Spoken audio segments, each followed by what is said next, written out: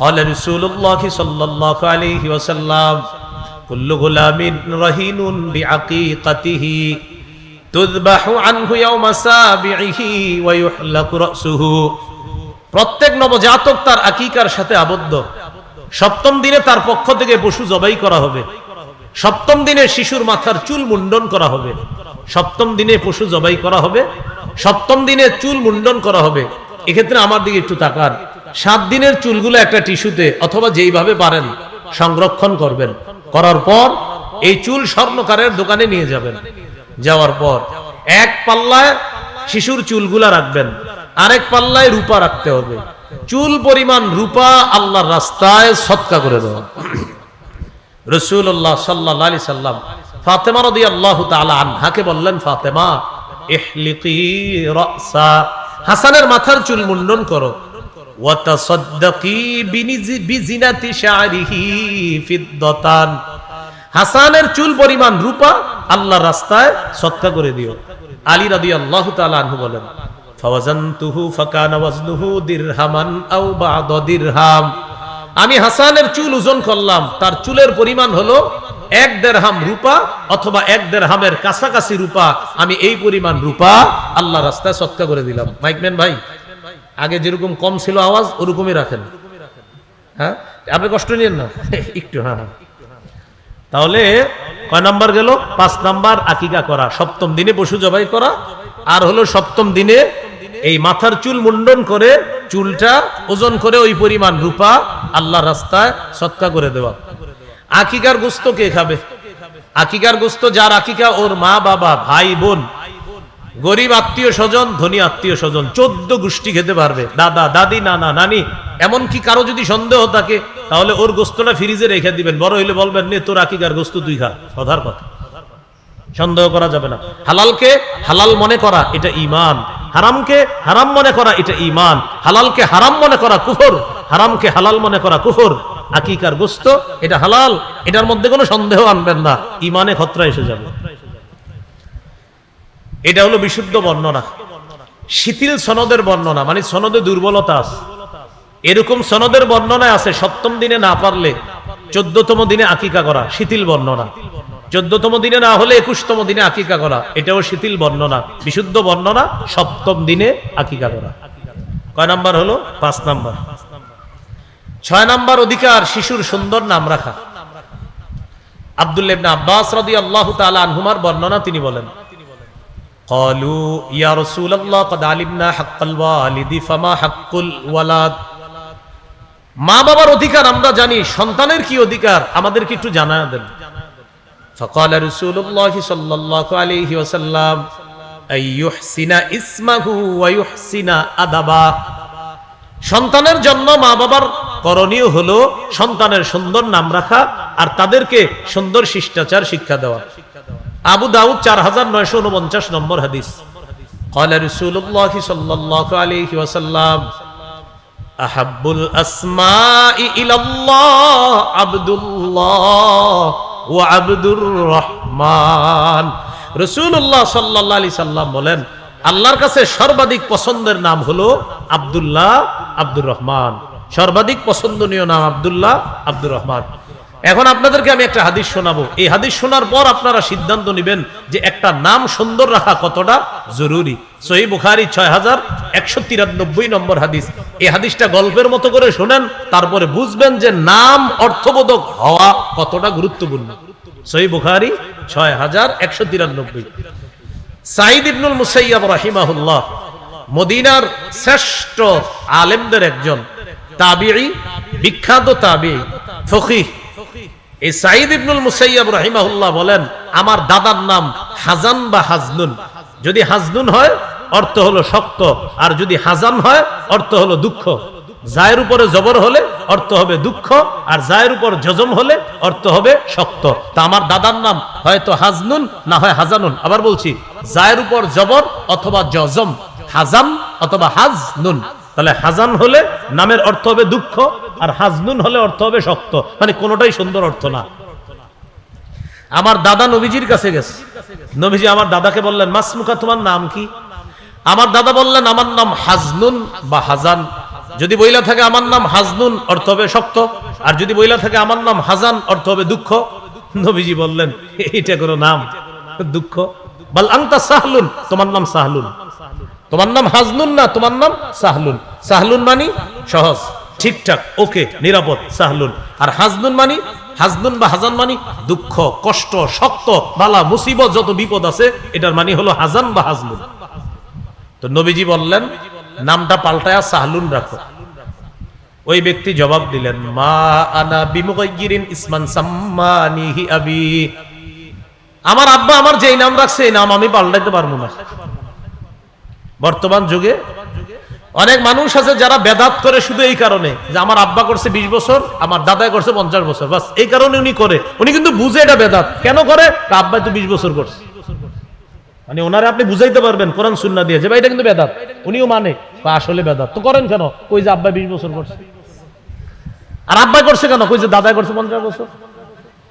তো আপনি কেন করেন? ঐতিহ্যটা ধরে রাখতেছে। কি ধরে রাখে? নবীজি বললেন নাম পাল্টাও, আব্বা নাম রাখছে, পাল্টাবো না। সাঈদ ইবনুল মুসাইয়াব বলেন আমার দাদা নাম না পাল্টানোর কারণে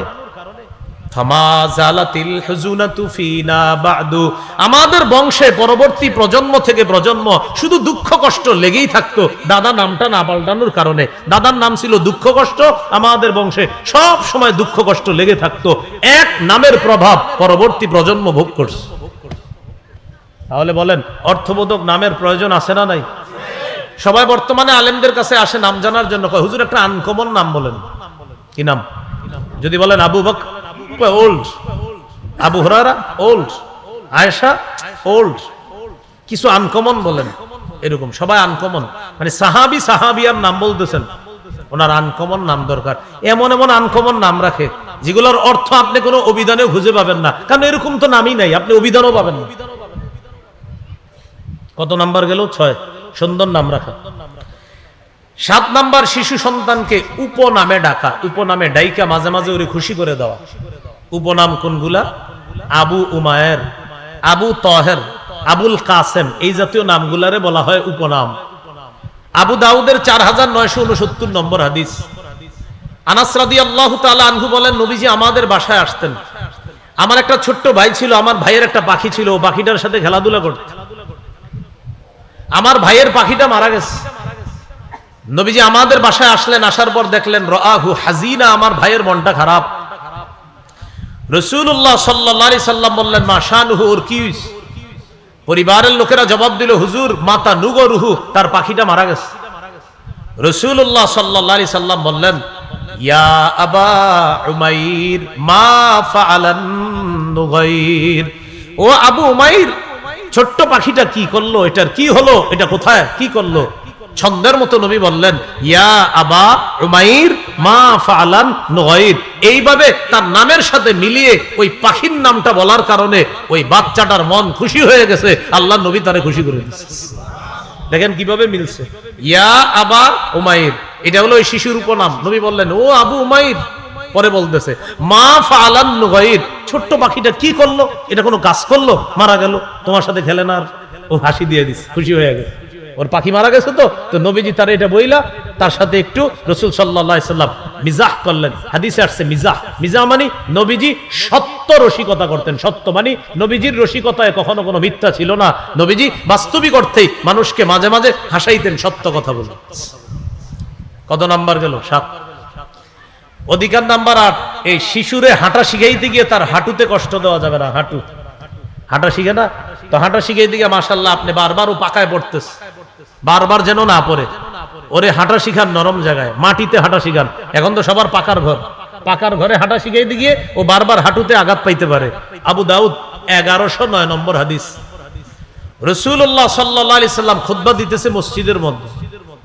খতবানা রাসূলুল্লাহ সাল্লাল্লাহু আলাইহি ওয়াসাল্লাম ফাআকবালাল হাসান ওয়াল হুসাইন রাদিয়াল্লাহু তাআলা আনহুমা।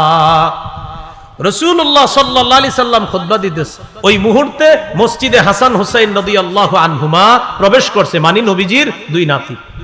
সাহাবায়ে কেরাম বলেন নবীজির এই 2 নাতিরে দেখে আমাদের কাছে মনে হলো কান্নাহুমা রাইহানাতায়া ফিল জান্নাহ, যেন জান্নাতের 2টি গোলাপ মসজিদে প্রবেশ করছে। তো হাসান হোসাইন রাদিয়াল্লাহু আনহুমা যখন প্রবেশ করছে, এখন আপনাদেরকে একটু পরীক্ষা করি, যিনি খুতবা দেয় মুসল্লিরা সবাই কার দিকে তাকায় থাকে? খতিব সাহেবের দিকে। তো পৃথিবীর শ্রেষ্ঠ খতিব খুতবা দিতেছে আর শ্রেষ্ঠ মুসল্লিরা খুতবা শুনতেছে, সুবহানাল্লাহ। আর জান্নাতের যুবকদের দুই সর্দার মসজিদে ঢুকছে, জান্নাতের যুবকদের দুই সর্দার মসজিদে ঢুকছে। তো তারা ঢুইকা, ছোট মানুষ তো, ইয়াসুরান ওয়া ইয়াকুমান, বারবার মাটিতে পড়তেছে আর দাঁড়াইতেছে, মাটিতে পড়তেছে আর দাঁড়াইতেছে। নবীজি খুতবা দিতেছে, খুতবা বন্ধ করে দিছে।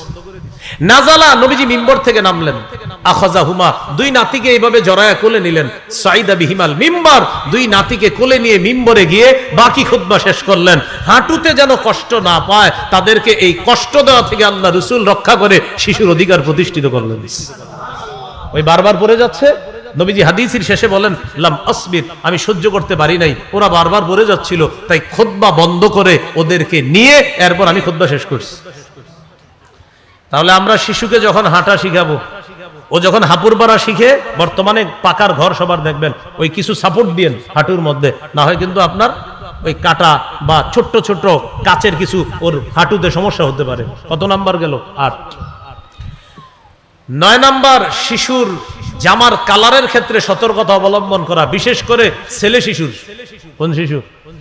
মেয়েদের কালারে ছাড় আছে, ছেলেদের কালারে সচেতন হতে হবে। মেয়েদের কালারে একটু ছাড় আছে, কিন্তু ছেলেদের কালার সচেতন হতে হবে। নাসাইর হাদিস 5316 নম্বর হাদিস, আব্দুল্লাহ ইবনে আমর রাদিয়াল্লাহু তাআলা আনহুমার বর্ণনা, তিনি বলেন, রাআহু রাসূলুল্লাহ সাল্লাল্লাহু আলাইহি ওয়াসাল্লাম ওয়া আলাইহি সাওবান মুআসফারান। নবীজি আব্দুল্লাহ ইবনে আমরকে দেখলেন, তার শরীরে কুসুম রঙের দুটি জামা। কোন রং? কুসুম রঙের দুটি জামা। ফাকাল রাসূলুল্লাহ সাল্লাল্লাহু আলাইহি ওয়াসাল্লাম, হাযিহি সিয়াবুল কুফফারি ফালা তালবাসহা। নবীজি বললেন, এগুলা কাফেরদের পোশাক, এগুলা আর পরবা না, খোলো, এগুলা কাফেরদের পোশাক, এগুলা খোলো। তাহলে পোশাকের ক্ষেত্রে সচেতনতা অবলম্বন করা, যেই সেই পোশাক না পরানো। কত গেল? 9 নাম্বার। 10 নাম্বারটা আপনারা একটু আমার সাথে বলতে হবে, কষ্ট নেবেন না তো? বলেন সবাই, বলেন, শৈশব থেকে এমন পোশাকে অভ্যস্ত করা, সতর ঢেকে রাখে। তাহলে 10 নাম্বার অধিকার শিশুর, শৈশব থেকে এমন পোশাকে অভ্যস্ত করা যেই পোশাক সতর ঢেকে রাখে। 1.5-2 বছরের একটা শিশু দেখবেন, ও যখন প্যান্ট পরে, ওর যদি হাঁটুটা ঢাকা থাকে, ও লম্বা হয় মাশাআল্লাহ, আর ওর প্যান্টটা ছোট হয়, ও খালি প্যান্ট টানতে থাকে হাঁটু ঢাকার জন্য। এর মানে ওর মস্তিষ্কে আল্লাহ বসায়া দিছে যে এতদিন তো আমার হাঁটু ঢাকা ছিল, হঠাৎ হাঁটুটা খোলা কেন? শুকরিয়া আদায় করবেন যে আমার রব আমার সন্তানের মস্তিষ্কে এটা বসায়া দিছে যে একজন মুসলমানের সন্তান মুসলমান, ওর হাঁটু ঢেকে রাখতে হয়। যদি ওর এখনো গুনাহ শুরু হয় নাই, কিন্তু ওর মাথায় এটা ঢুকে গেছে। তাহলে 10 নাম্বারটা গুরুত্বপূর্ণ। হ্যাঁ, শৈশব থেকে এমন পোশাকে অভ্যস্ত করা যেই পোশাক সতর ঢেকে রাখে। সূরা আরাফ 26 নম্বর আয়াতে আল্লাহ বলেন, ইয়া বানি আদম ক্বাদ আনজালনা আলাইকুম লিবাসা ইউয়ারি সাওআতিকুম ওয়ারিশা। হে আদম সন্তান, আমি তোমাদেরকে এমন পোশাক দিলাম যে পোশাক তোমাদের সতর ডেকে রাখে, যে পোশাক সৌন্দর্যতার কারণ। লিবাসুত তাকওয়া যালিকা খায়র, তাকওয়ার পোশাক সর্বোত্তম পোশাক, তাকওয়ার পোশাক সর্বোত্তম পোশাক। কত গেল? 10। 11 নাম্বার, সাদা পোশাকে অভ্যস্ত করা, সাদা পোশাক সর্বোত্তম পোশাক। সাদা পোশাক সর্বোত্তম, অন্য কালারও ঠিক আছে, কিন্তু সাদা পোশাক সর্বোত্তম পোশাক। আবু দাউদের হাদিস 4061 নম্বর হাদিস, قال رسول الله صلى الله عليه وسلم البسوا من ثيابكم البياض فإنها خير ثيابكم وكفنوا فيها موتاكم। রাসূলুল্লাহ সাল্লাল্লাহু আলাইহি ওয়াসাল্লাম বলেন, তোমরা তোমাদের পোশাকের মধ্যে সাদা পোশাক পরবা, কেননা সাদা পোশাক সর্বোত্তম পোশাক। তোমাদের মধ্যে যারা মারা যায়, মৃতদেরকেও সাদা পোশাক দিয়ে তোমরা কাফন দাফনের ব্যবস্থা করবা। হাদিস থেকে শিখলাম, জীবিতরা সাদা পোশাক, মৃতরাও সাদা পোশাক, জীবিতরাও সাদা পোশাক, মৃতরাও সাদা পোশাক। নবী বলেন, কেননা সাদা পোশাক সর্বোত্তম পোশাক। কত গেল? 11। 12 নাম্বারটাও গুরুত্বপূর্ণ, এটাও যদি একটু পারেন একটু আমার সাথে বলেন। বলেন, এমন পোশাকে অভ্যস্ত করা যেই পোশাক থেকে অহংকার প্রদর্শন না হয়। তাহলে শিশুকে এমন পোশাকে অভ্যস্ত করা যেটা থেকে অহংকার প্রদর্শন হবে না, এমন পোশাকে অভ্যস্ত করা। রাসূলুল্লাহ সাল্লাল্লাহু আলাইহি সাল্লাম বলেন, কুলু ওয়াশরাবু ওয়া তাসাদ্দাকু ওয়ালবাসু মা লাম ইউখালিতহু ইসরাফুন আও মাখিলা। রাসূলুল্লাহ সাল্লাল্লাহু আলাইহি সাল্লাম বলেন, তোমরা খাও, তোমরা পান করো, তোমরা দান করো, তোমরা পোশাক পরিধান করো, যতক্ষণ অপচয় এবং অহংকারের কারণ না হয়। পানাহার করো, অপচয় করো না, অহংকারী যেন না হও। দান করো, দান যেন তোমাকে অহংকারী না বানায়। তোমরা পোশাক পরিধান করো, পোশাক পরিধান যেন তোমার অপচয়ের কারণ না হয় আর অহংকার প্রদর্শনের কারণ না হয়। কত গেল? 12। 13 নাম্বার, এইটাও একটু বলতে হবে, বলবেন তো ইনশাল্লাহ? বলেন, ছেলে শিশুকে রেশম থেকে, স্বর্ণ থেকে দূরে রাখা। আমি মেয়ে বলছি না, শুধু ছেলে। হ্যাঁ, বলেন, ছেলে শিশুকে রেশম থেকে, স্বর্ণ থেকে দূরে রাখা। হ্যাঁ, এটা গুরুত্বপূর্ণ কথা। قال رسول الله صلى الله عليه وسلم وحل الذهب والحرير لأناس أمتي وحرم على ذكورها। রাসূলুল্লাহ সাল্লাল্লাহু আলাইহি সাল্লাম বলেন, আমার উম্মতের মেয়েদের জন্য রেশম হালাল, স্বর্ণ হালাল। আমার উম্মতের ছেলেদের জন্য রেশম হারাম, স্বর্ণ হারাম। আমার উম্মতের ছেলেদের জন্য রেশম হারাম, স্বর্ণ হারাম। মেয়েদের জন্য রেশম হালাল, স্বর্ণ হালাল। প্রশ্ন আসবে আপনাদের, হুজুর, ছোট মানুষের কি কোনো গুনাহ হবে? না, গুনাহ হবে না, কিন্তু ওরে অভ্যস্ত করেন না। ও যদি আস্তে আস্তে অভ্যাস তৈরি হয়ে যায়, এজন্য ওকে শৈশব থেকে স্বর্ণ থেকে দূরে, রেশম থেকে দূরে। বাস, কে কি বললো শোনা দরকার নাই। আমরা ইনশাল্লাহ এই কথা পালন করবো, ইনশাল্লাহ। মনে থাকবে তো ইনশাল্লাহ? বলেন, কারণ আমরা কি? মুসলমান। বলেন, আমরা কি? আমার সন্তান কার সন্তান? বাস, আমার সন্তানকে আমি ইসলামী সভ্য, ইসলামী আদর্শ অনুযায়ী আমি আমার সন্তানকে বড় করব, একজন সভ্য সন্তান হিসাবে গড়ে তুলব, ইনশাআল্লাহ। 14 নাম্বার, শিশু সন্তানকে, ওইটা বলার আগে একটু আল্লাহু আকবার বলে নি সবাই। বলেন আল্লাহু আকবার। আবার আবার। আমাদের নবী আমাদেরকে জুতা পরাও শিখিয়ে দিচ্ছে, এই জন্য আল্লাহু আকবার বলছি। কেন আল্লাহু আকবার বললাম? আশ্চর্য যে এমন নবী, যে নবী জুতা পরাও শিখিয়ে দেয়। কি পরা? হ্যাঁ, মানে আপনি জুতা পরবেন কেমনি, এটাও শিখিয়ে দিচ্ছে। قال رسول الله صلى الله عليه وسلم لا تمشي في نعل واحد। নবী বলেন, এক পায়ে জুতা পরে হাঁটবা না। শিশুকে এক পায়ে জুতা পরা শিখাবো না, হয়তো 2 পা খোলা রাখবে, না হয় 2 পা ঢাকা রাখবে। বুখারীর বর্ণনা, লিউনইলহুমা জামিআ আও লিয়হফিহিমা জামিআ, এটা হলো বুখারীর বর্ণনা। আর প্রথম যে অংশটা বললাম, লা তামশি ফি নালিন ওয়াহিদ, এটা আবু দাউদ নাসাইতে আছে। আর লিয়হফিহিমা জামিআ, লিউনইলহিমা জামিআ, এটা বুখারীর বর্ণনা। হয়তো 2 পায়ে জুতা রাখবে, না হয় 2 পা খোলা রাখবে। শিশুর এক পায়ে জুতা, আরেক পা যদি খোলা থাকে, শিশু অ্যাক্সিডেন্ট করবে, বারবার বারবার পড়ে যাবে। আমার নবী আমাদেরকে অনেক মায়া করে, উম্মত, এক পায়ে জুতা রেখে যদি চলো, আরেক পা খোলা রাখলে তুমি অ্যাক্সিডেন্ট করতে পারো। তোমার কষ্টে আমি নবী ব্যথা পাই। 11 পারা 6 নম্বর পৃষ্ঠাে আল্লাহ এটাই বলছে, আজিজুন আলাইহিমা আনিত্তুম, আজিজুন আলাইহিমা আনিত্তুম। এটার অর্থ কি জানেন? এই যে দেখেন, এই যে আমি একটু ব্যথা পাইলাম না, আল্লাহ বলে তোমরা ব্যথা পাইলে নবী কষ্ট পায়।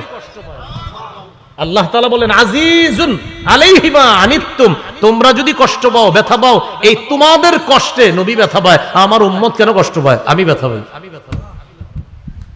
আল্লাহ আমাদেরকে বুঝার তৌফিক দান করেন। তাহলে নবীজি বললেন, এক পায়ে জুতা পরবা না। এই হাদিসে আরো কিছু অংশ আছে।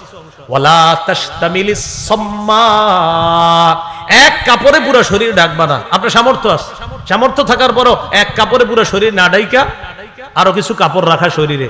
আরেকটা অংশ আছে এই হাদিসের শেষে, ওয়ালা তাদু ইহদা রিজলাইকা আলাল উখরা ইদাস্তালকাইতা, তুমি যখন চিত হয়ে শুইবা, এক পায়ের উপর আরেক পা রাখবা না। এই ভুলটা আমরা অনেকে করি, এইভাবে চিত হয়ে শুয়া পায়ের উপর পা নাড়াই। আসেনি?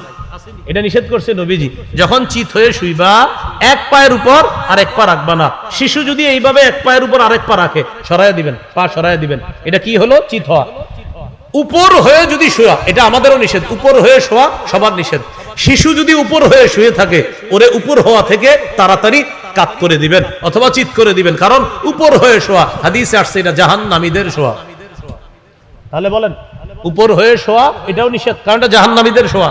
আর চিত হয়ে শোয়া, শোয়ার পর এই পায়ের উপরে পা রাখা, এটা নিষেধ। চিত হয়ে শোয়াটা নিষেধ না, তো পায়ের উপর পা রাখা চিত হয়ে এটা নিষেধ। মনে থাকবেন ইনশাআল্লাহ। তাহলে 14 নাম্বার মূল আলোচনা, জুতা। জুতা এক পায়ে জুতা না পরা, হয়তো 2 পায়ে জুতা রাখা, না হয় 2 পা খোলা রাখা। 15 নাম্বার সবকিছু ডান দিক থেকে করার শিক্ষা দেওয়া, ডান দিক থেকে। সহিহ বুখারী 168 নম্বর হাদিস আছে, আয়েশা সিদ্দিকা রাদিয়াল্লাহু তাআলা আনহার বর্ণনা, তিনি বলেন, কানা রাসূলুল্লাহ সাল্লাল্লাহু আলাইহি ওয়াসাল্লাম ইউজিবুহু তায়াম্মুনু ফিত তানাউলি ওয়াত তারাজ্জুলি ওয়া তুহুরিহি ওয়া ফি শানিহি কুল্লি।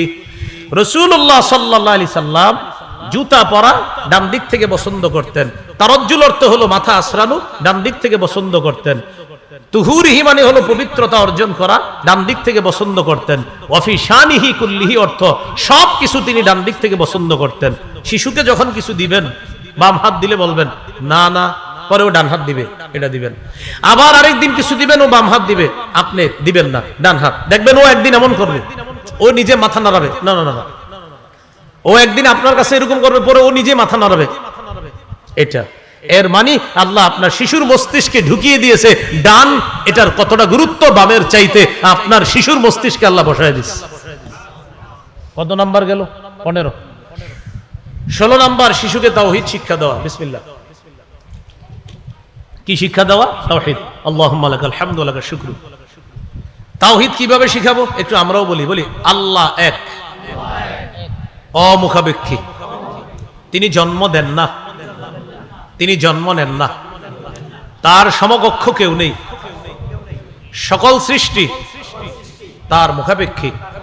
তিনি কারো মুখাপেক্ষী নন, সময়ের মুখাপেক্ষী নন, স্থানের মুখাপেক্ষী নন, বরং সৃষ্টি, সময়, স্থান, আরশ, কুরসি সবকিছু আল্লাহর মুখাপেক্ষী। আল্লাহ কারো মুখাপেক্ষী নন। এইভাবে শিশুকে তাওহীদ শিক্ষা দেওয়া। তিরমিজির 2516 নম্বর হাদিস, 2516। আব্দুল্লাহ ইবনে আব্বাস রাদিয়াল্লাহু তাআলা আনহুমাকে রাসূল সাল্লাল্লাহু আলাইহি সাল্লাম তাওহীদ শিখায় কিভাবে দেখেন। এই বৎস শোনো, নবীজি বলতেছে, বৎসর শোনো, আমি তোমাকে কিছু শিখিয়ে দিই, তুমি মনে রাখবা। পরে বলতেছে, ইহফাজিল্লাহ ইয়াহফাজকা, তুমি আল্লাহর বিধি বিধানগুলো রক্ষা করবা, আল্লাহ তোমাকে রক্ষা করবে। ইহফাজিল্লাহ তাজিদহু তুজাহাকা, তুমি সদা সর্বদা আল্লাহকে স্মরণে রাখবা, আল্লাহ তোমাকে বিপদে আপদে সাহায্য করবে। এরপরে কি বলে দেখেন, ইযা সাআলতা ফাসআলিল্লাহ, যখন তুমি চাইবা আল্লাহর কাছে চাইবা। বলেন না সবাই, যখন চাইবা, আবার যখন চাইবা। ওয়া ইযা ইসতাআনতা ফাসতাইন বিল্লাহ, যখন সাহায্য প্রার্থনা করবা আল্লাহর কাছে সাহায্য প্রার্থনা করবা। ভাইয়ারা, ছোটবেলা থেকে শিশুকে শিখিয়ে দিতে পারবো তো ইনশাআল্লাহ? কত গেল? 16 তাওহীদ শিক্ষা দেওয়া। 17 নাম্বার ঈমানি তরবিয়ত শিখানো। কি তরবিয়ত? এবার আমার সাথে বলেন, বলেন ঈমানি তরবিয়তের মধ্যে শ্রেষ্ঠ তরবিয়ত নামাজ। বলেন, যেটা আগের আলোচক আলোচনার শেষের দিকে বলেছেন, উনি বলেছেন না শেষের দিকে, মুরু আওলাদাকুম বিসসালাত, এই হাদিস না বললেন? আপনারা ভুলে গেছেন কি? শ্রোতা কি আমি ছিলাম না আপনারাও ছিলেন? আমি কিন্তু বলার চেয়ে শ্রোতা ভালো, মানে আমি যে বলতে পারি এটা কেমন পারি, এটা আল্লাহ তাআলা যতটুক যোগ্যতা দেয় বলে, কিন্তু শ্রোতা আলহামদুলিল্লাহ খুব ভালো, একদম যা বলবে পুরোটাই শোনাই দিতে পারবো ইনশাআল্লাহ, মানে শ্রোতা ভালো। আমার ফজলু ভাই যা যা বলছে আমি আসার পরে আপনাদেরকে কিন্তু এটা বলতে পারবো, যা বলছি এটা না পারলেও যা শুনছি এটা বলতে পারবো ইনশাআল্লাহ। তো উনি শেষের দিকে না আপনাদেরকে বললেন যে ভাই হিজরতের কি কি শিক্ষা, তো শেষে বলতে বলতে উনি কোরআনের শিক্ষার আলোচনায় বলছিলেন যে কোরআন কখন শিখাইবেন, যে নামাজের আদেশ করার আগেই কোরআনটা শিখান। ভুলে গেছেন না? মনে পড়ছে? আচ্ছা, এই যে মনে পড়ছে, মাশাআল্লাহ। তাহলে ঈমানি তরবিয়তের মধ্যে শ্রেষ্ঠ তরবিয়ত নামাজের তরবিয়ত। এখন ফজলু ভাইয়ের কথাটাই আসি। 7 বছর বয়সে সে ছেলেকে মেয়েকে নামাজের কথা বললেই কিন্তু সে শুনবে এমন না। 7 বছর বয়সের আগে থেকেই ও নামাজের কিছু শিক্ষা ওরে দিতে হবে। কিভাবে? মা মাঝে মাঝে শিশুর পাশে নামাজ পড়বে, শিশু ঘুমাইতেছে, মা তার পাশে নামাজে দাঁড়াবে, যেন চোখ খুলে হঠাৎ দেখে আম্মু কি করে, হঠাৎ দেখে নামাজ পড়ে, ও ফলো করবে মাকে। আপনি বাসায় যখন সুন্নত বিতির পড়েন, ওয়াজিব নামাজগুলো পড়বেন, তখন শিশুর পাশে মাঝে মাঝে নামাজ পড়বেন। দেখবেন 1.5-2 বছর বয়সে মাথায় টুপি দিয়ে আপনার পাশে দাঁড়ায় যাবে, পরনে কাপড় না থাকলেও হযরতের মাথায় টুপি থাকবে। ছোট মানুষ তো, 1.5-2 বছর আপনার পাশে গিয়ে দাঁড়ায় যাবে। দাঁড়ায় এবার কি করবে? আপনার দিকে তাকাবে, কি করে দেখি বাবা, তো দেখে মুখ নড়ে, ও ঠোঁট নাড়ায়। ঠোঁট নাড়ার উপর কি করে? আপনি রুকুতে গেছেন, ও রুকুতে যায়, যাওয়ার পর আবার আপনার দিকে তাকাই ভাবে, দেখে কি আপনার ঠোঁট নড়ে, ও ঠোঁট নাড়ায়। সালাম ফিরানোর পর আপনি বসে বসে আঙ্গুলের কর গণতেছেন, আস্তাগফিরুল্লাহ, সুবহানাল্লাহ, আলহামদুলিল্লাহ এগুলো গণতেছেন, আপনার মুখ আর আঙ্গুলের করের দিকে তাকায় এমন করে সুবহানাল্লাহ। শিশুর মস্তিষ্কে যদি এটা বসে যায়, আপনি একজন গর্বিত বাবা, আপনি একজন গর্বিত মা। এই শিশু যখন 7 বছর বয়সে যাবে, ওরে আপনি নামাজের কথা বললে অটোমেটিক শুনবে সুবহানাল্লাহ। এটাই রাসূল সাল্লাল্লাহু আলাইহি ওয়াসাল্লাম বলেন, ক্বালা রাসূলুল্লাহ সাল্লাল্লাহু আলাইহি ওয়াসাল্লাম মুরু আওলাদাকুম বিস-সালাহ ওয়া হুম আবনাউ 7 সিনিনা। তোমরা তোমাদের সন্তানদেরকে নামাজের আদেশ করো যখন তাদের বয়স 7 হয়। ওয়াদরিবুহুম আলাইহা ওয়া হুম আবনাউ 10 সিনিনা। যখন তাদের বয়স 10, তখন তাদেরকে মৃদু আঘাত করো, প্রয়োজনে হালকা আঘাত করো, সময় মতো নামাজ পড়া ওদেরকে আমরা শিখাবো। সূরা নিসার 103 নম্বর আয়াতে আছে, ইন্নাস সালাতা কানাত আলাল মুমিনিনা কিতাবাম মাওকুতা। সময় মতো মুমিনদের উপর নামাজ পড়া ফরজ, সময় মতো মুমিনদের উপর নামাজ পড়া ফরজ। তাহলে ঈমানি তরবিয়তের মধ্যে শ্রেষ্ঠ তরবিয়ত নামাজ। এখানে আমরা যারা আছি, এই সবকটা আমি সব জায়গায় বলি, আজকে আমার সাথে বলেন, বলেন হাজারো ব্যস্ততার মাঝে সর্বাধিক গুরুত্ব দিব নামাজ। আবার বলেন হাজারো ব্যস্ততার মাঝে সর্বাধিক গুরুত্ব দিব নামাজ। মনে থাকবেন ইনশাআল্লাহ। ভাই যারা অফিসে চাকরি করেন, আপনার যে চেয়ারটা আছে সামনে লিখে রাখবেন, হাজারো ব্যস্ততার মাঝে আমার একটা গুরুত্বপূর্ণ কাজ হলো নামাজ। চেয়ার টেবিলে যারা পড়াশোনা করেন, স্কুল কলেজ ইউনিভার্সিটি ছাত্র ভাই বোনেরা, আপনারা সামনে লিখে রাখেন, হাজারো ব্যস্ততার মাঝে একটি কাজ সর্বাধিক গুরুত্ব দিতে হবে, সেটা হলো নামাজ। মা বোনরা যারা রান্না বান্নার কাজ করেন, আল্লাহর রাস্তে মাথায় কথাটা রাখেন, হাজারো ব্যস্ততার মাঝে সর্বাধিক গুরুত্ব দিতে হবে যে কাজটা, সেটা হলো, বলেন ইনশাআল্লাহ। কত নাম্বার গেল? 17। 18 নাম্বার, নামাজে শিশুর উপস্থিতি গুরুত্ব দেওয়া। 18 নাম্বার, মসজিদে শিশু আসলে ওরে তাড়িয়ে না দিয়ে ওরে মসজিদে আটকানোর চেষ্টা করেন। 7-8 বছর বয়সে যখন শিশু মসজিদে আসবে, অভিভাবকরা কি করবেন, একটা বুদ্ধি করবেন। আপনারা শিশুদেরকে একসাথে দাঁড় করাবেন না, ওদেরকে যদি একসাথে দাঁড়াতে দেন 5-6 জন, ওরা কিন্তু মসজিদে এলাকা রাখবে না, অন্যদিকে নিয়ে যাবে। এখানে একটা মসজিদ, এই মাঠের পাশে যে মসজিদটার নাম হলো মসজিদুত তাকওয়া। এখন মনে করো ওদেরকে যদি 5-7 জন একসাথে দাঁড় করান, ওরা কিন্তু একদম পুরো গন্ডগোল লাগাই দিবে। আপনারা কি করবেন, অভিভাবকরা একজনকে নিয়ে এক কোনায় দাঁড়াবেন, আরেকজনকে খাম্বার পাশে, আরেকজনকে নিয়ে দাঁড়াবেন আরেক কোনায়। দেখবেন আপনারা যখন রুকুতে যাবেন, ওরা ওদের নেটওয়ার্ক ঠিক রাখবে চারদিকে, কিন্তু দুষ্টামি করবে না, কারণ কাছাকাছি নাই তো। তাহলে এইভাবে ওদেরকে মসজিদে আটকানোর চেষ্টা করা। তাহলে 18 নাম্বার, শিশুকে তাড়িয়ে না দিয়ে শিশুর উপস্থিতি গুরুত্ব দেওয়া। রাসূলুল্লাহ সাল্লাল্লাহু আলাইহি সাল্লাম বলেছেন, ইযা আম্মা আহাদুকুমুন নাস ফালইখাফফিফ। তোমাদের কেউ যখন মানুষের ইমামতি করবা, 4 শ্রেণীর মুসল্লির প্রতি লক্ষ্য রেখে নামাজটা একটু সহজ করবা। বলেন তো ইমাম সাহেব কয় শ্রেণীর মুসল্লির প্রতি লক্ষ্য রাখবে? ফাইন্না ফীহিমুদ দাঈফা। মুসল্লিদের মধ্যে 1 নাম্বার আছে দুর্বল মুসল্লি, 2 নাম্বার ওয়াল মারিদ, 2 নাম্বার মুসল্লিদের মধ্যে আরেক শ্রেণীর মুসল্লি অসুস্থ মুসল্লি, 3 নাম্বার ওয়াস সাগীরা। মুসল্লিদের মধ্যে আরেক শ্রেণীর মুসল্লি শিশু মুসল্লি, 4 নাম্বার ওয়াল কাবীরা। মুসল্লিদের মধ্যে আরেক শ্রেণীর মুসল্লি বয়স্ক মুসল্লি, মানে যারা বৃদ্ধ। তাহলে 4 শ্রেণীর দুর্বল মুসল্লিদের সাথে থাকে, দুর্বল, অসুস্থ, শিশু, বৃদ্ধ। তো 4 শ্রেণী তো দুর্বল। দুর্বল যিনি উনি তো এমনি দুর্বল, অসুস্থ যিনি তিনিও দুর্বল, শিশু যিনি সেও দুর্বল, বৃদ্ধ যিনি সেও দুর্বল। নবী বলছেন যখন ইমামতি করবা, এই 4 শ্রেণীর মুসল্লির প্রতি লক্ষ্য রেখে নামাজ একটু সহজ করবা। তাহলে বলেন তো 4 শ্রেণীর মধ্যে শিশুর নাম আসেনি?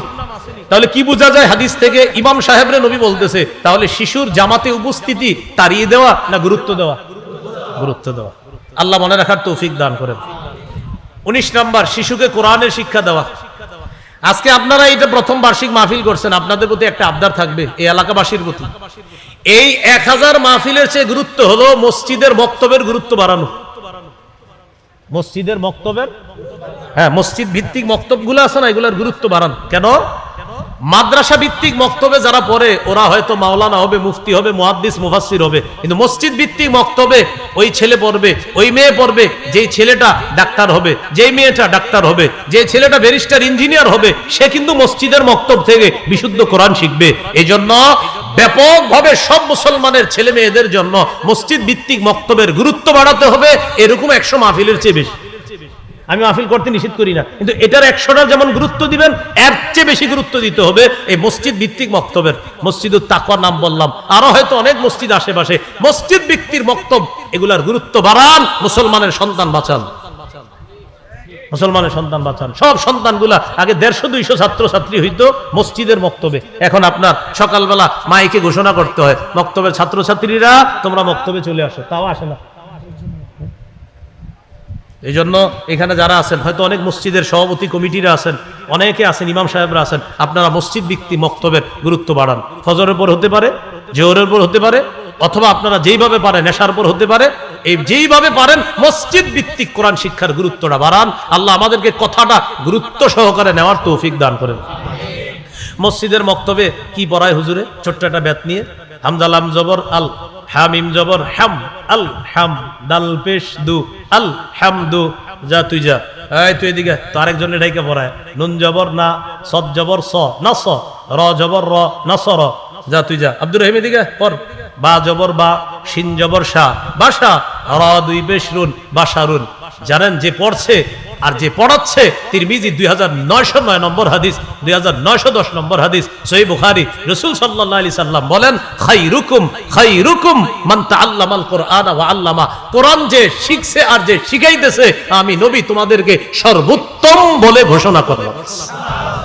তাহলে হামজা লাম জবর আল, হামিম জবর হাম, এটা শুনে আপনি ভাববেন না মক্তবের হুজুর, না না, নবী বলছেন সর্বোত্তম। কি উত্তম? আর সবাই বলেন কি উত্তম? গুরুত্ব, গুরুত্ব, গুরুত্ব দিতে হবে।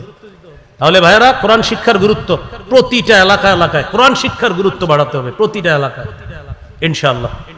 আয়োজনে কারা? যুবকরা নাকি সবাই?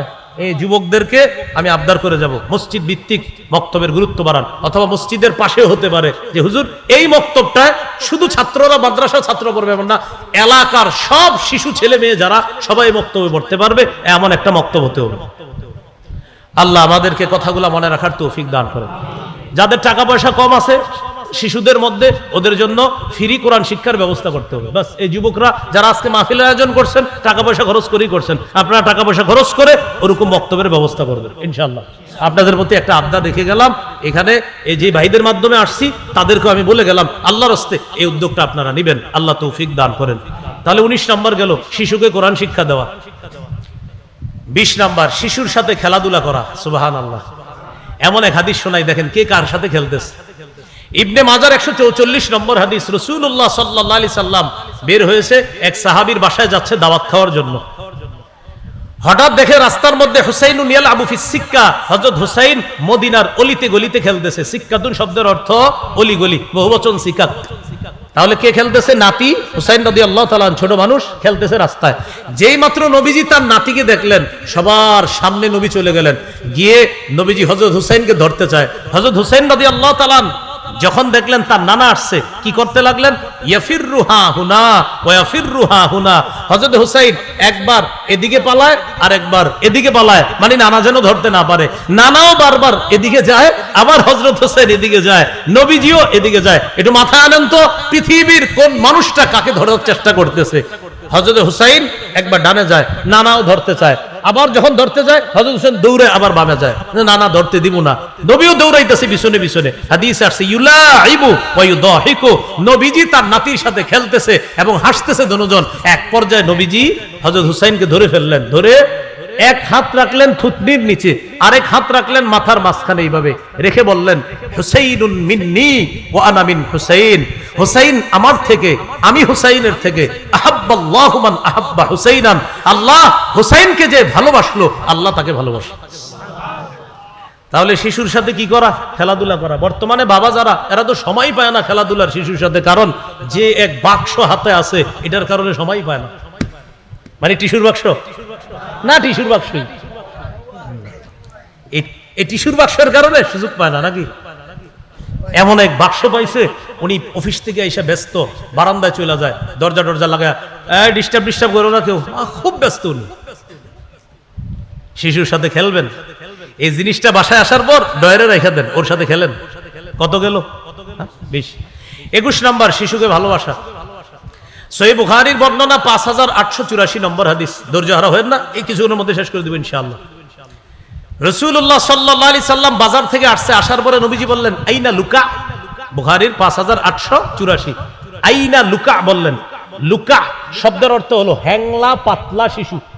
নবীজি বললেন আমার হ্যাংলা পাতলা ভাইটা কই? ভাই মানে আমার হ্যাংলা পাতলা ওই শিশু কই, মানে হাসান কোথায়? হযরত হাসান রাদিয়াল্লাহু তাআলা আনহু দেখতে হ্যাংলা পাতলা ছিলেন। হ্যাংলা পাতলার আরবি হলো লুকা। তো নবীজি বললেন আইনা লুকা, লুকা কোথায়? লুকা মানে হ্যাংলা পাতলা শিশুরা কোথায়? হযরত হাসান আসলেন। আসার পরে নবীজি তাকে ইলতাজামাহু, জড়ায়া ধরলেন। জড়ায়া ধরে বললেন আল্লাহুম্মা ইন্নী উহিব্বুহু, আল্লাহ হাসানকে আমি খুব ভালোবাসি। ফাহিব্বা, আল্লাহ আপনিও হাসানকে ভালোবাসেন। ও আহিব্বা মাই ইউহিব্বু, আল্লাহ আমার হাসানকে পৃথিবীর যে ভালোবাসবে আপনি তাকে ভালোবাসেন। আবু হুরায়রা রাদিয়াল্লাহু তাআলা এই হাদিসের বর্ণনাকারী, তিনি বলেন নবীজি দুনিয়া থেকে বিদায় নেওয়ার পর আমার কাছে হযরত হাসানের চাইতে এত প্রিয় আর কেউ ছিল না। কারণ নবীজি আল্লাহরে বলছে আল্লাহ আমার হাসানকে যে ভালোবাসবে আপনি তাকে ভালোবাসবেন। তাই আমি আবু হুরায়রা হাসানকে খুব ভালোবাসতাম আল্লাহর ভালোবাসা পাওয়ার জন্য। কত গেল? 21। 22 নাম্বার, শিশু সন্তানকে রানে বসানো। রানে, রানে সবাই বলেন কোথায়? কি আজীব কথা শুনতেছেন? না, আমি তো প্রত্যেকটাতে দলিল দিব ইনশাআল্লাহ, আজীব না, সবগুলা কোরআন হাদিসে আছে। রানে, রানে বসানো, রানে। সহিহ বুখারী 6003 নম্বর হাদিস। রাসূলুল্লাহ সাল্লাল্লাহু আলাইহি সাল্লামের এক নাতিকে বসাইলেন এক রানে, আরেক নাতিকে আরেক রানে। হাদিসের বর্ণনাকারী উসামা ইবনে যায়েদ রাদিয়াল্লাহু তাআলা। মনে রাখবেন হযরতে উসামা নবীজির পালক পুত্র যায়েদ বিন হারেসার ছেলে, সেই হিসাবে নবী হয় উসামার দাদা। আরেক রানে বসাইলেন হযরত হাসানকে, তিনি হলেন নবীজির মেয়ের ঘরের নাতি, সেই হিসাবে নবী হয় নানা। তাহলে এক রানে দাদার নাতি বসছে, আরেক রানে নানার নাতি বসছে। তাহলে দুই রানে দুই নাতি। এক নাতির নবী সম্পর্কে হয় দাদা, আরেক নাতির কি হয়? নানা। এটা কোনো কল্প কাহিনী না, সহিহ বুখারী 6003 নম্বর হাদিস। তো হযরত উসামা রাদিয়াল্লাহু তাআলা আনহু বলেন এক রানে আমাকে বসাইলেন, আরেক রানে বসাইলেন হাসানকে। বসানোর পর কি করলেন? ইয়াজুম্মুহুমা, দুজনকে নবীজি এইভাবে বুকের সাথে মিলায়া বললেন আল্লাহুম্মা আরহামহুমা ফাইন্নী আরহামুহুমা। আল্লাহ আমি আমার এই দুই নাতিরে খুব মায়া করি, আপনিও আমার এই দুই নাতিকে খুব মায়া করবেন, খুব দয়া করেন। তাহলে শিশুকে মাঝে মাঝে রানে বসায় বুকের সাথে জড়ায় বলবেন আল্লাহ আমি আমার শিশুটাকে খুব মায়া করি, আপনি ওরে রহমের চাদরে আবদ্ধ করেন। সুবহানাল্লাহ। কত গেল? 22। 23 নম্বর, শিশুকে স্নেহ করা। আপনার শিশু ছাড়াও যত শিশু আছে সবাইকে একটু স্নেহ করবেন। কিছু মানুষ আছে সমাজে আপনার এর চেহারার দিকে তাকান যায় না, মানে উনি বলছে যে উনি এশিয়া মহাদেশ চালায়, আসলে কিন্তু উনি আপনাদের চা দোকানের সামনে বসে থাকে, কিন্তু উনি বুঝায় যে উনি এশিয়া মহাদেশ চালায়। এর শিশু দেখলে ভয় পায়, রাস্তাঘাটে আসতে চায় না। এরকম করেন না, এই আজেরা মার্কা চেহারাটা বাদ দেন। শিশুরে দেখলে মন খারাপ থাকলে একটা হাসি দিবেন, শিশু যদি একটা হাসি দেয় আপনার দেখা আল্লাহ খুশি হবে। তিরমিজির হাদিস 1920 নম্বর হাদিস 1920। قال رسول الله صلى الله عليه وسلم ليس منا من لم يرحم صغيرنا ولم يعرف شرف كبيرنا। যে শিশুকে স্নেহ করে না আর বড়দেরকে শ্রদ্ধা করে না সে আমাদের অন্তর্ভুক্ত না। যে শিশুকে স্নেহ করে না, বড়দেরকে শ্রদ্ধা করে না, বড়দের শ্রদ্ধার এটা রক্ষা করে না, সে আমাদের অন্তর্ভুক্ত না। তাহলে 23 নম্বর শিশুকে স্নেহ করা। 24 নম্বর শিশুকে চুমা দেওয়া। সহিহ বুখারীর বর্ণনা 5997 নম্বর হাদিস। হাদিসের বর্ণনাকারী সাহাবীর নাম আকরা ইবনে হাবিস। তিনি বলেন ইন্নালি আশারাতাম মিনাল ওয়ালাদ মা ক্বাবালতু আহাদাম মিনহুম। আমার 10 জন সন্তান, আমি কাউরে কখনো চুমা দেই না। আমার 10 জন সন্তান, আমি কাউরে চুমা দেই না। নবীজি বললেন এই তুমি কি বলো? জি হুজুর 10 জন সন্তান, চুমু দেই না কাউকে।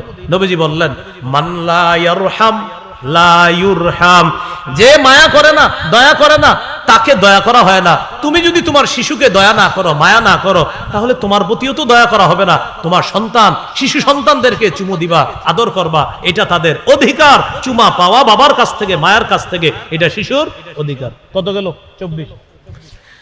25 নম্বর, মাঝে মাঝে ভালো কোনো খাবার খাইতে গেলে যদি শিশুর পছন্দনীয় খাবার আপনার কাছে থাকে ওরে আগে দিবেন। দেওয়ার পর যদি পুরাটা খেয়ে ফেলো, আর যদি আপনারে কিছু দেয় মায়া করে তো দিলো খাইবেন, কিন্তু প্রথম ওরে দিবেন, নাও বাবা ও খাবে, হ্যাঁ এভাবে দিয়ে দিবেন ওরে। সহিহুল জামে হাদিসের কিতাব এখানে আসছে, একটু হাদিসটা শুনেন। উতিয়া রাসূলুল্লাহ সাল্লাল্লাহু আলাইহি সাল্লাম বিবাকুরাতিল ফাকিহা। বাকুরাতুল ফাকিহা অর্থ হলো গাছের প্রথম ফল। সাহাবা একরাম কি করতেন? গাছের প্রথম ফলটা বরকতান রাসূল সাল্লাল্লাহু আলাইহি সাল্লামকে হাদিয়া দিতেন। তো নবীজি ফলটা দেখে কি করতেন? দোয়া করতেন, আল্লাহ প্রথম ফলেও বরকত দাও, এই বাগানের শেষ ফলেও বরকত দাও। এটা বইলা কি করতেন? সুম্মা ইউতিহা মান ইয়াকুনু ইনদাহু মিনাস সিবিয়ান, নবীজির পাশে কোনো শিশু থাকলে ওই শিশুকে দিয়ে দিতেন, নাও তুমি খাও। সুবহানাল্লাহ। তাহলে শিশুকে খাবারের ক্ষেত্রে অগ্রাধিকার দেওয়া। কত গেল? 25। 26 নাম্বার, শিশুকে বালখিল্যতা করার সুযোগ দেওয়া। কিসের সুযোগ দেওয়া? বালখিল্যতা করার সুযোগ দেওয়া। আচ্ছা, এটা কাকে বলে? বালখিল্যতা করার সুযোগ দেওয়া কাকে বলে? দাড়ি ধরে টান দিবে, এই জামা ধরে টান দিবে, এটা রেখে বালখিল্যতা। শিশু কি করবে? আপনার টুপিটা টান দিবে, জামাটা টান দিবে, আপনার ক্ষতি না হওয়া পর্যন্ত ওরে চান্স দিয়েন, ও দুষ্টামি করুক। হাদিস শুনলে অবাক হবেন, সহিহ বুখারী 5993 নম্বর হাদিস। উম্মে খালেদ রাদিয়াল্লাহু তাআলা আনহার বর্ণনা, তিনি বলেন, আতাইতু রাসূলুল্লাহ সাল্লাল্লাহু আলাইহি সাল্লাম মা আবি, আমি আমার আব্বার সাথে নবীজির কাছে গেলাম, আমি ছোট্ট মানুষ। নবীজির কাছে যখন গেলাম, আলাইয়া কামিসুন আসফার, আমার গায়ে ছিল একটা হলুদ রঙের জামা। আমি আগেও বলেছি মেয়েদের ক্ষেত্রে কালারে ছাড় আছে। তো মেয়ে বলেন আমার গায়ে ছিল হলুদ রঙের জামা। নবীজি আমার গায়ে হলুদ রঙের জামা দেখে বললেন, সানা সানা। বলেন না একটু সানা সানা মানে কি জানেন? যে আমরা বাংলাদেশে বলি আর কি, যে সুন্দর সুন্দর মানে সানা সানা, এটা হাফসি ভাষা, এটার আরবি হলো হাসানা হাসানা, সুন্দর সুন্দর, জামাটা সুন্দর। ছোট মানুষ তো এই জন্য বলছে। তখন ওই মেয়েটা কি করলেন? উনি বলেন, ফাজাহাবতু আলআবু বিখাতামিন নুবুওয়া, আমি নবীর মোহরে নবুয়ত নিয়ে খেলা শুরু করলাম। নবীজির কাদের এখানে কবুতরের ডিমের মতো একটা মোহরে নবুয়ত আছে, যেটা নবী শেষ নবী হওয়ার দলিল।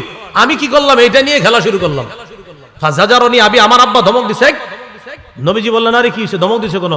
আপনার মোহর নিয়ে খেলতেছে। নবীজি বললেন, দাহা, আরে ছোট মানুষ, সুযোগ দাও, ও একটু খেলতে মজা পাইতেছে, খেলুক না।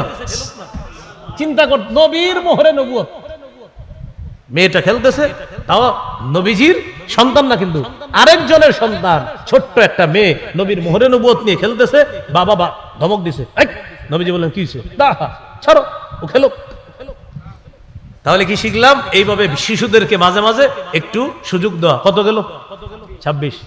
27 নাম্বার, এটা সবাই বলতে হবে। বলেন, ভুলেও শিশুর সাথে মিথ্যা বলা যাবে না।